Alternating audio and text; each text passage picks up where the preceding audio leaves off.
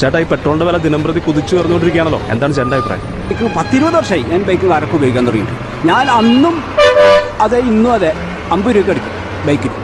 ഒരു പെട്രോൾ പമ്പിലും എന്നോട് 10 പൈസ എന്നോട് കൂടുതൽ ചോദിച്ചിട്ട് എൻ്റെ അനുഭവത്തിൽ ഒരു കുഴപ്പമില്ല.